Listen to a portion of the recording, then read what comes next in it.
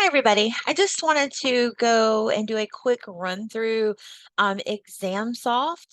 So just to familiarize you with the navigation through Examsoft or to serve as a refresher for entering questions into your test bank and to creating exams. So we'll go ahead and get started. So I have Examsoft loaded on my desktop. We do have single sign-on with Examsoft, so it signs you on with your JWU access. So we'll go ahead and log into Examsoft. And it went ahead and logged me in under my credentials, so I got that there. So this is basically your home button. No matter where you are, if you hit this Examsoft button, it will bring you back to this home screen of your departments. Over here, you'll see your little profile button, and when you click down that, there's a help center. It's got great articles about creating exam questions, creating exams, frequently asked questions, questions that the students might ask. So you may want to just kind of review that help center. Okay. All right. So we'll get started. So we're obviously going to go to the nursing department. So you'll choose your department and then you would choose your course.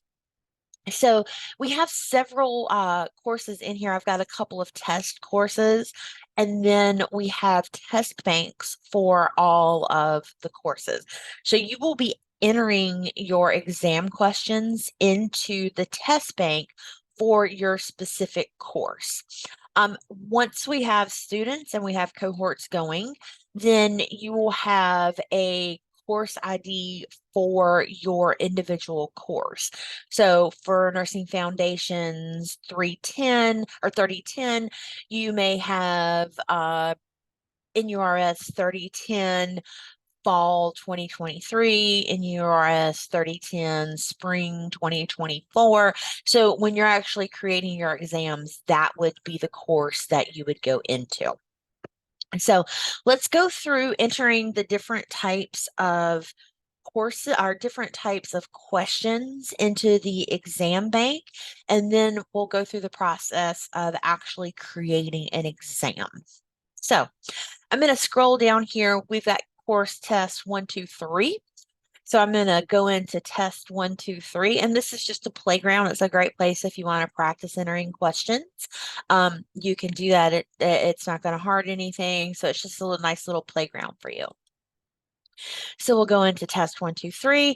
And what we want to do is we want to create questions. So we're going to go to questions, and then we're going to look over here to our plus sign, and our plus sign is going to let us add a question. So we're going to add a question, and it gives us a drop down of the different types of questions that we can enter in Examsoft. So we'll get started with the first one of being a multiple choice. So your question title is what you are going to be able to search your questions by. So I would suggest that you have a universal way of naming your questions. Work with your faculty partner and make sure that you guys are on the same page about how you're entering your question titles, whether it's by unit, chapter, subject, or, you know, chapter, subject, just so that you're on the same page, that you know how you're entering the questions. So just for this example, I'm going to go unit, chapter, subject. And so that would be my question title. And then you would actually enter your question. So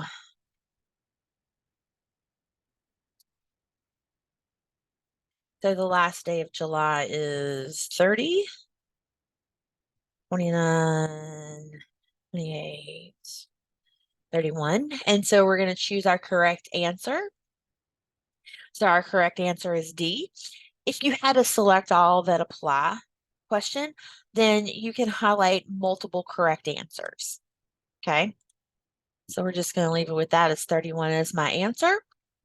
And then we're going to go down here. So this would be where you would copy and paste or type in your rationale. If you have a Word document or you have an Excel spreadsheet that you are using for question creation, then you can just copy and paste into here. And then we get down to our categories. So we need to categorize our questions based on Bloom's taxonomy, on the AACN Essentials for 2021, and according to the NCLEX testing categories. So we will be using this for accreditation, and so it's important that we are categorizing each of our questions. So our first category is our Blooms. We browse all. It gives me my my 6 levels of bloom. So we're just going to say that this is a remembering question. So to select the category, I just press on the plus sign. So say I accidentally pressed that one and I didn't want to, then I can just click out of it. So one category will be added and I can save. So now I want to go down to my AACN Essentials. So if you just click the plus sign, then it's going to it'll just add domain 1. Whereas with the 2021 essentials, we know that there are sub-competencies and subcategories. So let's say I wanted to go into domain 1, but I want to use 1.2b. So I'm going to say domain 1, and then it's going to give me 1, 2, 3. I'm going to go to 1.2, and then the plus sign for B. So it's going to let me choose that category, and I'll save that. And then for our nursing NCLEX, then it's just these basic categories here.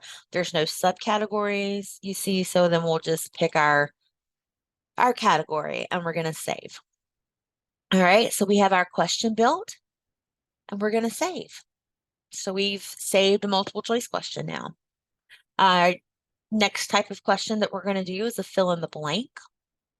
And so you can do these questions several different ways. I find what's easiest is the drop down method.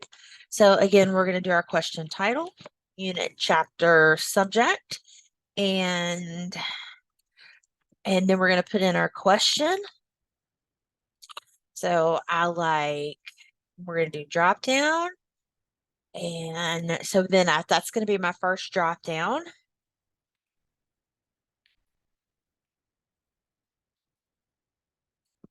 And then we're going to do another drop down. So I like blank and rabbits and blank. So then we're going to come down here to my answer choices and we'll type in dogs.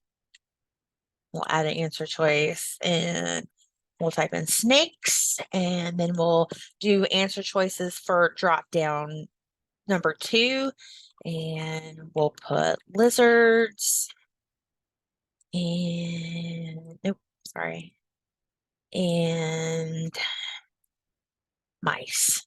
So our correct choice would be I like dogs and I like lizards. So the question would read I like blank and rabbits and blank. Okay. So that would be how you would do a drop down, fill in the blank. And then again, you're going to put your rationale here the same way that you would for any question type.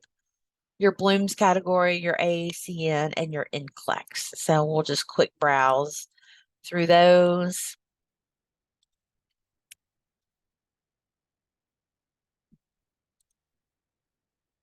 And then for our NCLEX category. Okay. And then we will save our question. So now I've got to fill in the blank saved. We'll go in, we're going to add. Next question that we're going to do are true, false. Question title, again, whatever your naming convention is for your question title, just make sure that you're following the same questions or the same organization. And then we'll put in our question. I have 5 cats. All right. And it's true or false? And true, yes, I do have 5 cats. And then we're going to enter our rationale and our NCLEX, our Bloom's, our AACN, and our NCLEX categories, just like we did for our other questions. You can enter a question without rationale or your categories. However, it's going to make it difficult for us to track those for accreditation, and it may make it difficult for you to find your question choice. All right, so now we put in a true, false. And then our next question that we're going to do is a drag and drop. So this is good when we are selecting nursing interventions or that sort of thing. So unit, chapter, our question,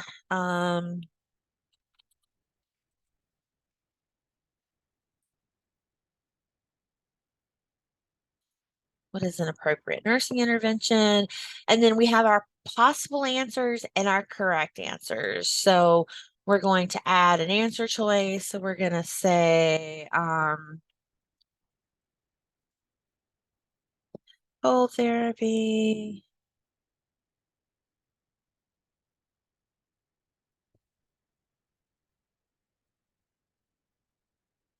Um,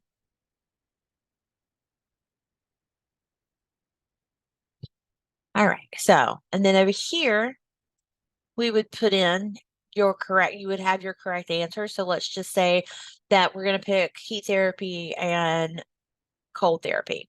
Okay. So then those would be the correct answers. Again, you'll put in your rationale and you will put in your categories. So we're going to save that.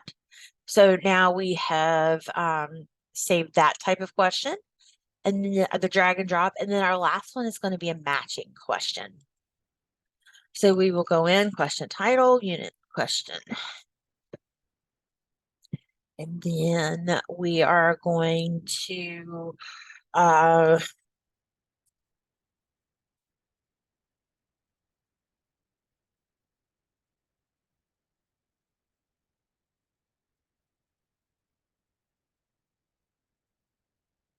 what is the correct order to respond to the fire? So that's what these questions are good for, like if we're actually putting things in order or we're prioritizing nursing process or that type of thing.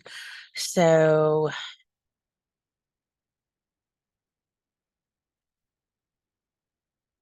all right, and so then we would have rescue, and that's A, and then alarm. And you can put these in any order. So let's do it in a different order here.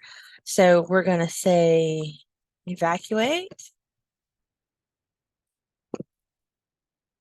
contain, alarm,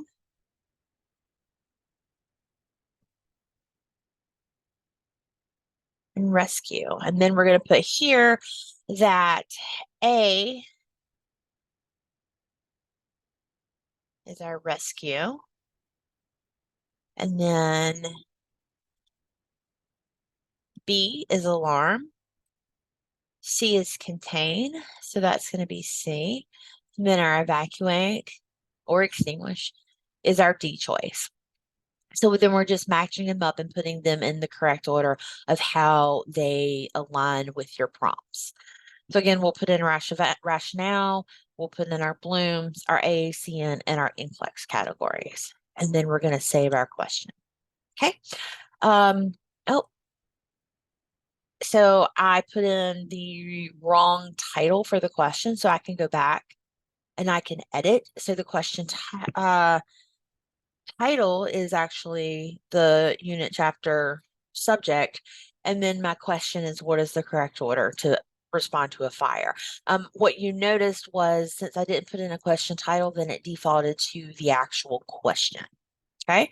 And then I'm just going to save. So if you have a question and you're looking at it and you're realizing, oh, I didn't do that right, you can come over to the pencil actions and then you can preview your question.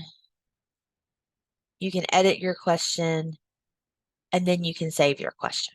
Okay. So that would be how you would go back and edit a question. All right. Now we're going to create an assessment. So you would have been entering your questions in a test bank course. And so now let's go back and say, okay, I want to enter question. I want to create an exam for my course. So we're going to go back to our home button. Okay, so that takes us back to nursing. And then we're going to choose our course. So the course that I'm going to choose is demo, just for demonstration purposes. So we've gone into a demo. We see that there are no assessments. And what we want to do is we want to create an assessment. So then we're going to put in our assessment name.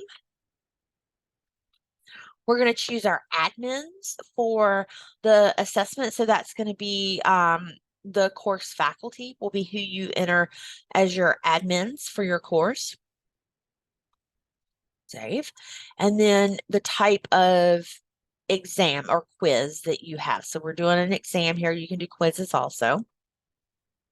And we're going to be using question bank. So we will be using our computer banked questions. And then it will be in Examplify. So that will always be Examplify. And we are going to create. All right, so we have created our assessment. So now we're going to go through and we need to do some housekeeping things. So this box right here, the display scores on exit, you probably want to keep those unchecked. What that means is it will show the students either their percentage or their raw score when they exit out of the exam. So for testing security, those types of things, it's not necessarily a great thing for them to be able to see their score prior to exam review and before you've had a chance to review the exam. So I don't recommend allowing this, but again, that's personal preference. And then other options that they get. So backwards navigation is automatically checked. I don't like to use backward navigation just because they don't have that luxury when they're taking NCLEX. So we are going to take away the backward navigation, but you can require answers. You can give them a calculator. I will say a lot of students like the text highlighting feature because then they can highlight key parts of the question. Cut, copy, paste, spell check, find and replace. All of these options, and that's going to be your personal preference of what you like for them to have. Our tests are always going to be, for our exams, they're always going to be secured exams. I like to randomize the question and randomize the answer choices. And then the time limit for the exam. So whatever you determine your time limit to be, so we're going to say 100 minutes. If you have a student that has accommodations, they will already be loaded into Examsoft. And so you do not have to figure a specific time for a student that has accommodations. Go ahead and make yourself a note of your universal resume code. That allows you to get back in. If you got stopped in the middle of this process, then you could get back in. So you would write down your universal resume code. If you are attaching any reference material, lab values, things like that, then you could attach reference materials here. And then we have everything noted on the screen. So we're going to save and continue. So my options were saved. And then it's asking if I would like to use a blueprint to build my course. And it just kind of works as an outline. I don't use a blueprint when I'm building my assessments. So we would not be able to use blueprint view. So, okay. All right. And then you notice here, I've got the basics of my exam, how long it's going to take. And then once I have given an exam multiple times, then it's going to give me my point by serial, my percentages and difficulties of the exam as a whole. Okay. So just know that as you continue to use Examsoft, then you will get those options. All right, so now we want to add questions to our exam. We have spent a lot of time going through our test banks and creating questions, and we want to be able to add these to our exams. So we're going to go to plus, and we're going to choose find questions. Now, if you wanted to manually enter a question that you didn't have in your test bank, then you could go here and manually put it in. But we've spent a lot of time putting in questions in test bank, so let's find those questions. So we're going to find our questions, and you look here and you have no questions. So what do we need to do? So we're going to go to filter. Okay. And what we're going to filter for is we're going to come down here that we want to be able to access questions outside of this course. Okay. And then you are going to search for a specific course. So let's say I have test 1, 2, 3. Okay, so that's one of our test courses that we have, one of our little playground courses. So I'm going to say test 1, 2, 3, and I'm going to select that. And I'm going to apply those filters. And now all of my questions are here. So you have a couple of options. You can go through and individually choose questions, or if if you have 50 questions, 75 questions, whatever, you know that all of them are going to be on your exam, then you can just hit the plus and it's going to save all of your questions. Or you can pick individual questions. The eyeball lets you actually look at what the question is. But for our purposes, I'm going to just go ahead and we're going to pick all of these questions. So we're adding 15 questions to our exam and we are going to save. Okay. So now I have 15 questions in my exam. All right. So I'm going to save and continue.